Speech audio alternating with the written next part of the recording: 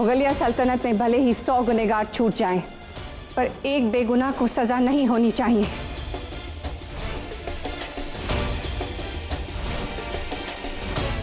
हम ये चाहेंगे कि इस बार असल गुनहगार को पकड़कर सजा दी जाए।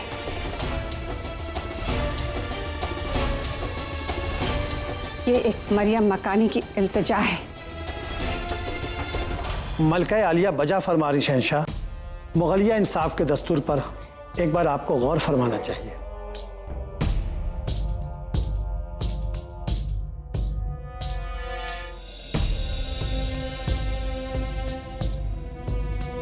काजी साहब की बात ठीक है, हमें जोधा बेगम को एक मौका देना चाहिए।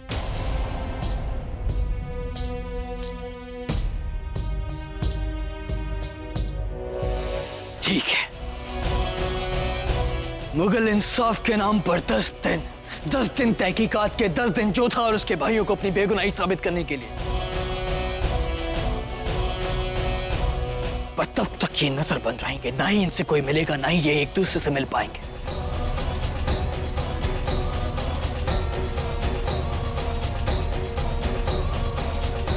अगर 10 दिन में ये अपनी बेगुनाही साबित नहीं कर सकते तो उसके बाद इन्हें गुनहगार मान सबके सामने जिंदा जला दिया जाएगा।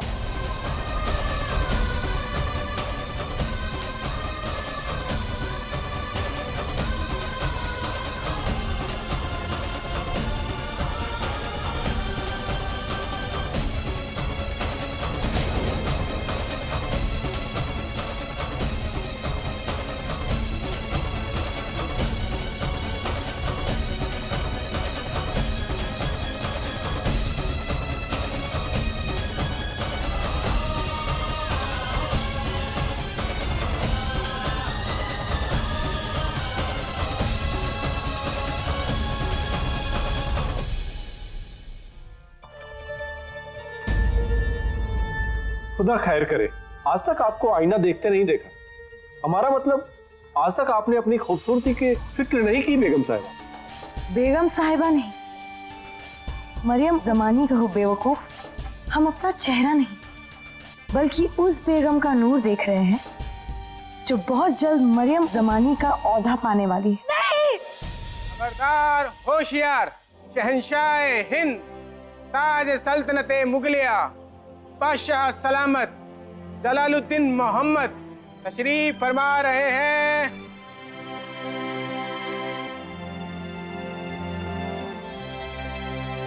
तकलिया,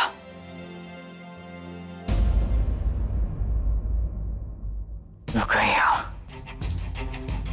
काजी साहब और अम्मी जान के इसरार की वजह से हमने उन्हें 10 दिन की मोहलत दी थी, लेकिन तुमने हमें रोका क्यों? हम इन सबको जान से मारते थे। उससे क्या होता जलाल, ये तफ्तीश यहीं खत्म हो जाती और गुनहगार को सजा भी नहीं मिलती। कहना क्या चाहती हो तुम? यही कि अम्मी जान की बातों में वजन था जिसने हमें फौरन जज्बातों की रौ से बाहर निकाला और ये सोचने पर मजबूर कर दिया। बजा फरमाया उन्होंने कि इस हरम में पहले भी बेवजह हमल गिरे हैं, बेगमों की औलादें इस दुनिया में आने से पहले ही खत्म हो गई हैं, तब भी जब जोधा बेगम यहां नहीं थी। इसका मतलब जो दिख रहा है उससे कहीं आगे है ये मामला, और अगर इस मामले की जड़ कहीं और है तो हमें उस जड़ को खोजना है। अब हमें सच का पता लगाना है कि कौन है जो इस सल्तनत का वारिस इस दुनिया में आने नहीं देना चाहता।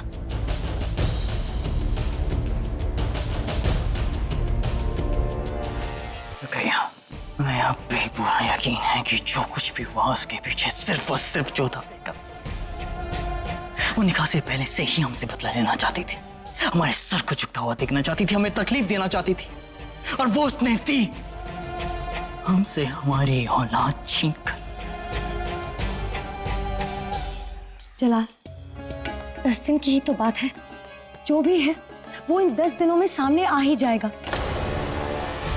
10 दिन के बाद तुम हमारे ही सामने उस गुनहगार का सर कलम कर दोगे, चाहे वो जोधा बेगम हो या फिर कोई और।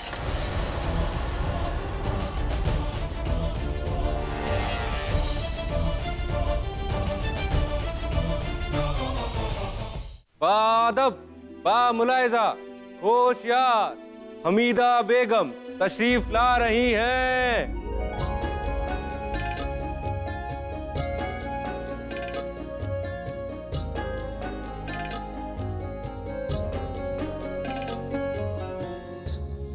प्रणाम अम्मी जान।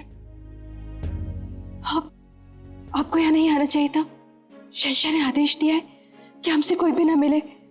ऐसे में आपका यहाँ पर आना उन्हें और क्रोधित कर सकता है।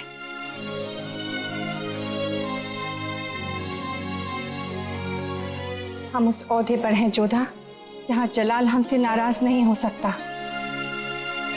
हम वालिदा हैं उसकी, और यहाँ पर भी एक वालिदा की हैसियत से आए हैं।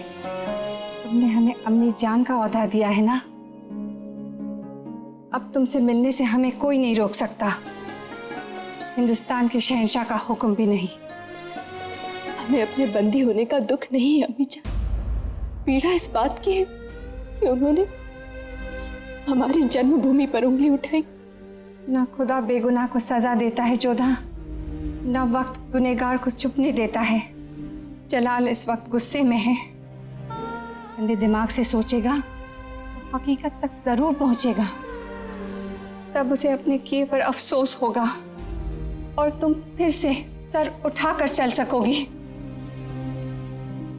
लेकिन फिलहाल हमें अपने बेटे की इस नाइंसाफी पर अफसोस है।